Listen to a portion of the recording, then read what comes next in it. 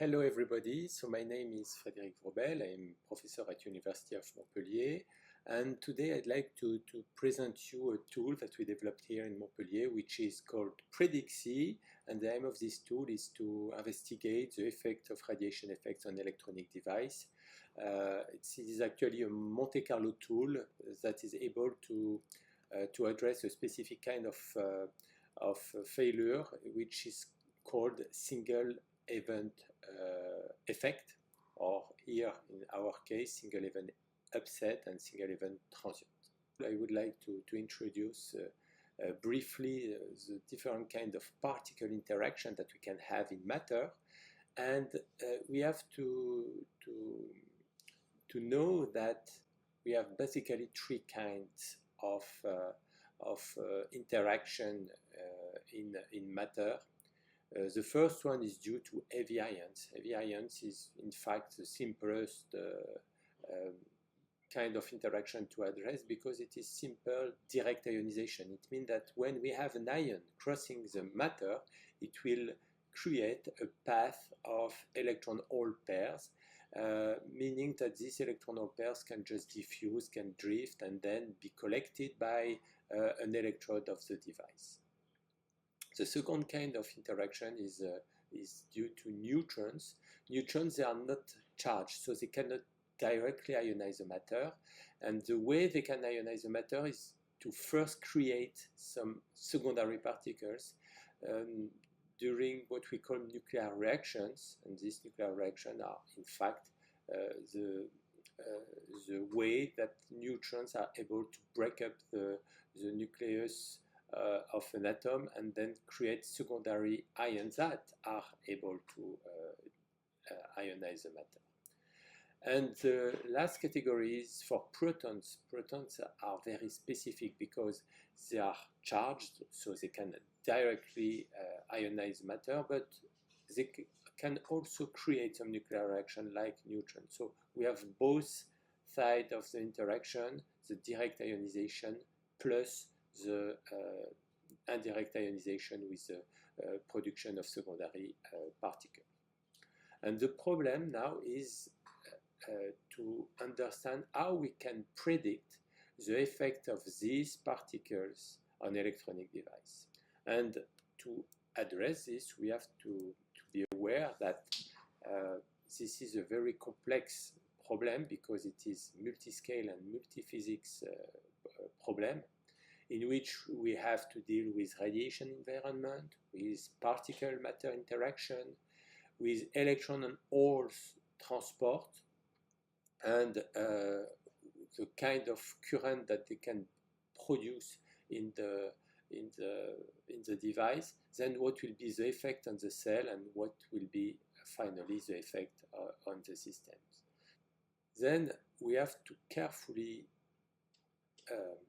choose our approach, because due to this multi-physics aspect and multi-scale problem, it is very difficult to derivate an analytical formula which will give simply the sensitivity of a given device in a given environment to give this sensitivity as a function of the particle characteristics, for example. And so instead, it is generally known that we can use Monte Carlo method, which aims to simulate different scenarios leading or not to a failure. So to illustrate this, I will show you the ACT Monte Carlo simulation, so single event transient. It means what current will be produced at an electrode of the device. So here we simply consider a single electrode here at the interface between silicon and silicon oxide, and we consider that this is an electrode which is able to collect some charge after the interaction of a particle inside the device. And so, for sake of simplicity, we will only consider one kind of particle, for example, neutrons. So we will consider the interaction of neutrons in this device. So in Monte Carlo method, we will choose at random a location for the nuclear reaction, which is induced by a neutron in a random direction. And then we will simulate a random nuclear reaction that will be here produce two secondary particles. And because we are far from the electrode, we can do the calculation and see that if we calculate the transient current as a function of time, probably it will be something which is very small. And then we have zero effect on the device, but we have one nuclear reaction. And so we start again with another direction for the neutron, another energy, another nuclear reaction. Here we have three secondary particles. We are a little bit closer to the electrode, so probably we will have a transient current which is higher in this case. And then we have to analyze this and check if it will lead to a failure or not, but this is not the point of this slide. And then we start again and again, and from time to time what we have is a nuclear reaction which will occur not too far from the electrode, and then the electrode will be able to collect a lot of electron or a lot of charge, and then we will have a transient current which is quite high in this case, and this will be able to create a failure. And so statistically, because we do this simulation for a high number of particles, then statistically we are able to predict the sensitivity of the device. There are plenty of codes that are developed by different companies or universities. They are not all Monte Carlo tools, but this is an overview of different tools that are developed abroad and in France. For example, from Airbus, ST Microelectronics, Onera, and so on and so on. Here in Montpellier, we have developed first MC-Oracle, which is more a research tool. So it means that we can do a lot of things, but it's not a tool which can be just proposed to everyone. And PredicSEE, which is a simplified version of MC-Oracle, and for which we have a user-friendly interface. So the question is, PredicSEE, what for? The main goal is to investigate the effect of particles on NMOS and PMOS based device. So as soon as you have some MOS transistor in your device, you can imagine that you can use PredicSEE. The particles that are at play are ions, neutrons, and protons. The technology is bulk silicon plus silicon dioxide, as I have previously mentioned. The number of transistors can vary from a few to a few tens. The effects that are investigated are SET, SEU, and MCU. We need at minimum to start a simulation to choose the node, the technology node, so the length of the transistor, which is known as L, the supply voltage, VDD, and the transistor's location, which is called the layout. And at the end of the simulation, what we'll have is the cross-section of events as a function of LET, if you are investigated ions, and as a function of energy, if you are investigating neutrons or protons. Okay, so now it's time to make a demo, and I will show you how it works. The interface is divided into 6 main tabs: circuit, layout, geometry, parameters, processes, and plot. We are going to walk around the complete workflow to simulate a radiation event on an SRAM memory cell, which is the first example we can take. So we start with the circuit tab. Here I'm creating the first inverter. So I'm creating a standard SRAM by adding PMOS and NMOS transistor.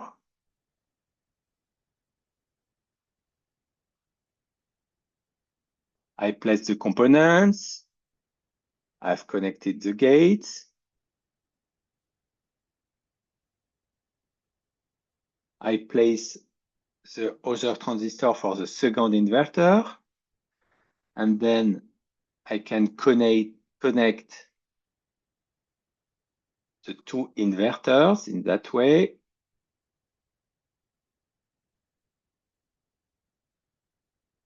Now I place the VDD and the ground. I can flip the transistors to get a cleaner, more conventional layout.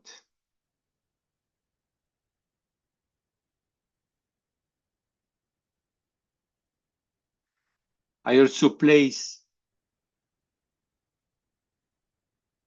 an input, which will set the value of our memory point.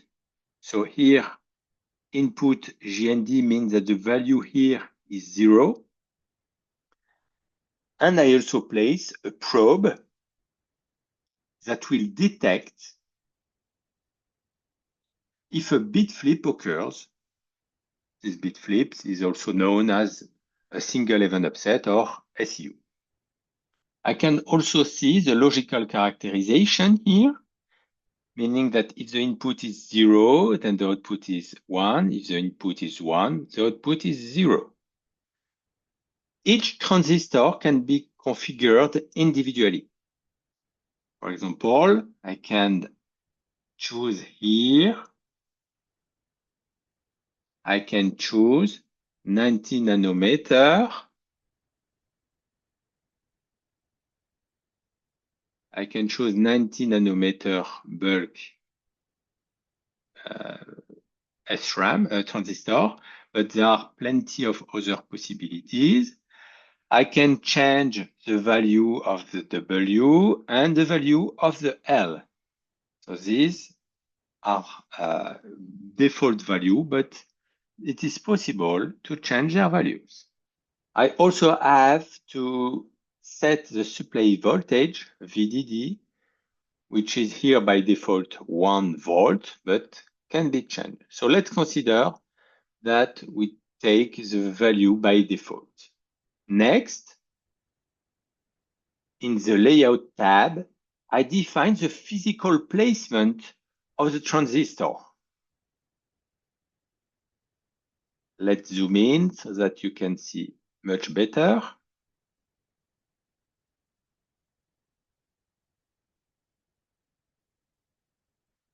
So I can move the transistor around. I can space them out.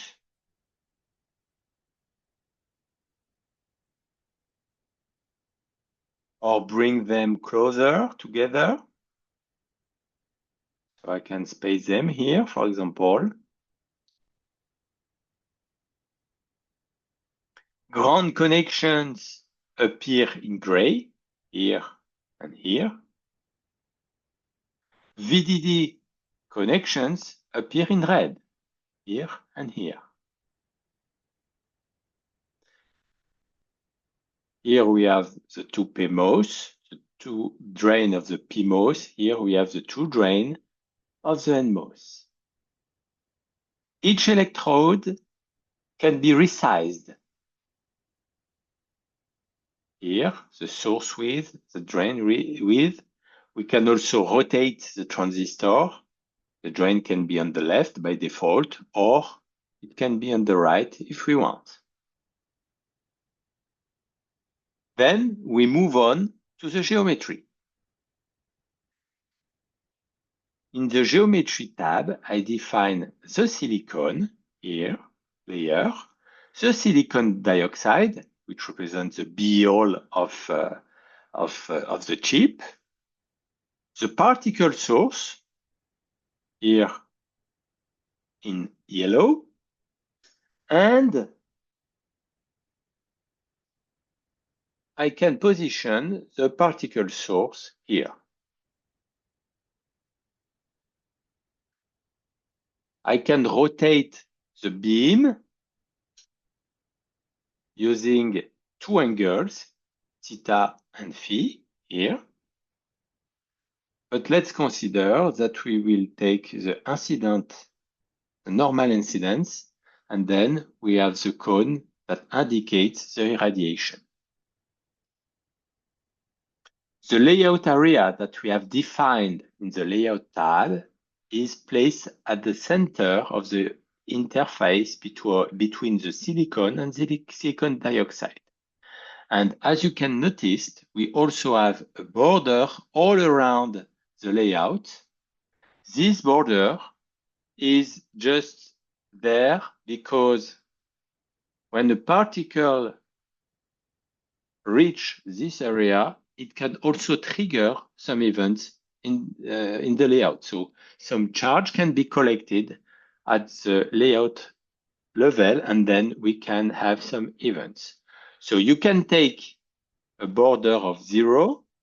It means that only the layout will be radiated, but it is a good idea to have a border all around so that we can also consider the effect of particle coming from further. In the parameters tab, I configure the simulation. First, I choose the type of event. Here, a single event upset, just because we are investigating a memory. And for memory, the event which is at play is SU.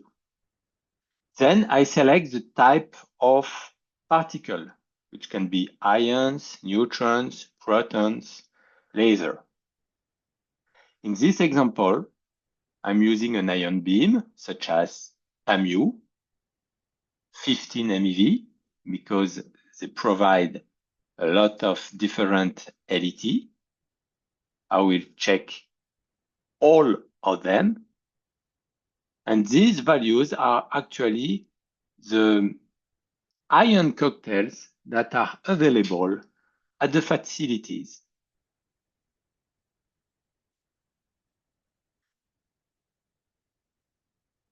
Then I define simulation accuracy.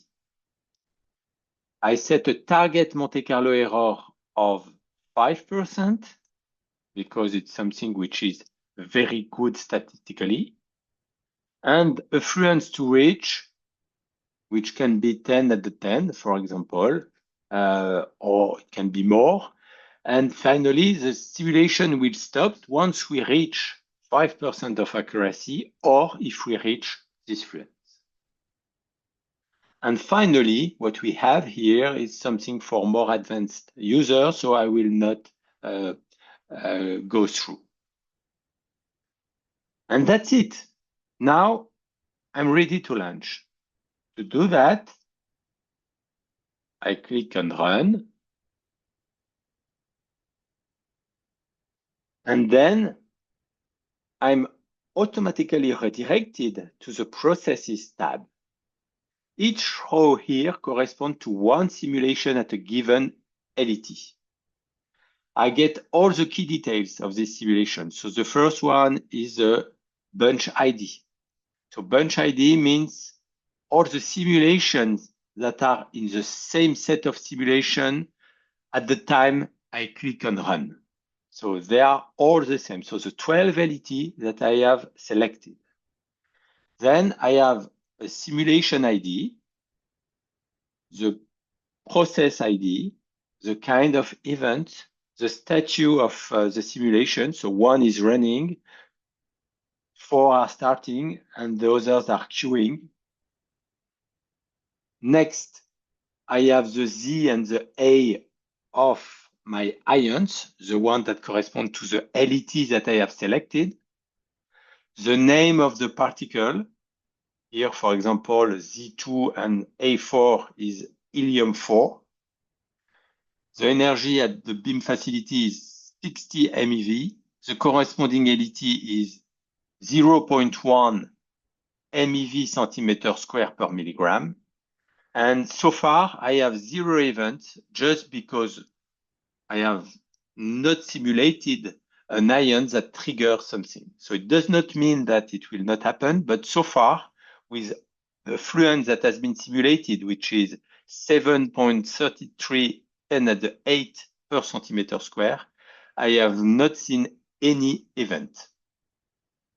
And as a reminder, I have chosen to have either an accuracy of 5% or a fluence to reach of 10 at the 10 per centimeter square. So once I will reach this fluence, it will stop.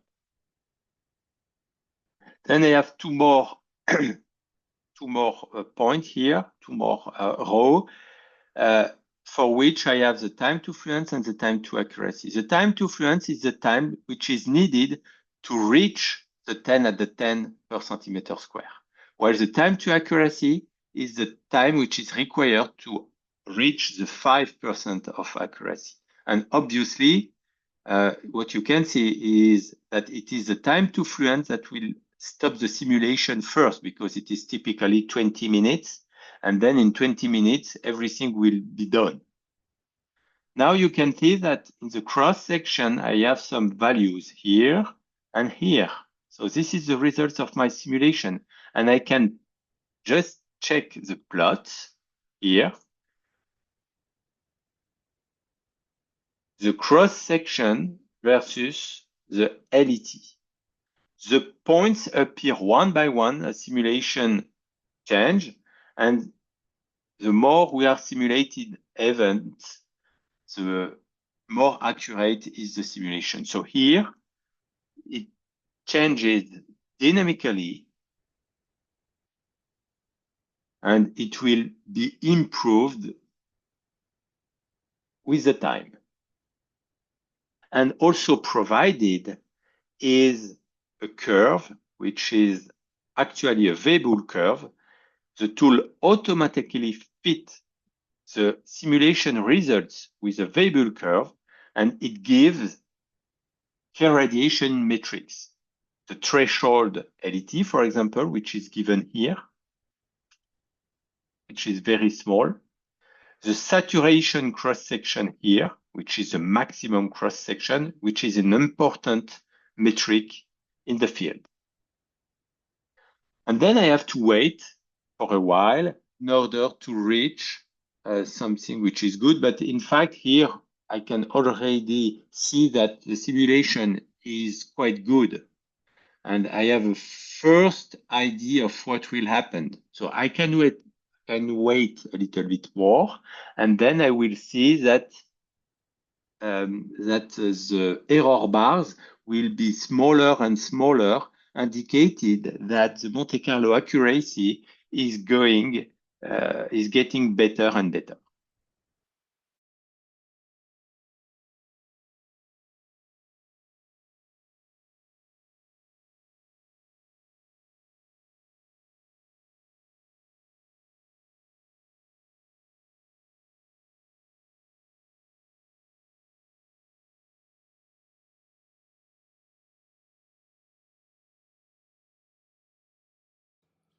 Okay, thank you for your attention. I hope this will be helpful. And in case you have some question, or if you want to have access to this code, feel free to contact me at the email address which is indicated just below this slide. Thank you.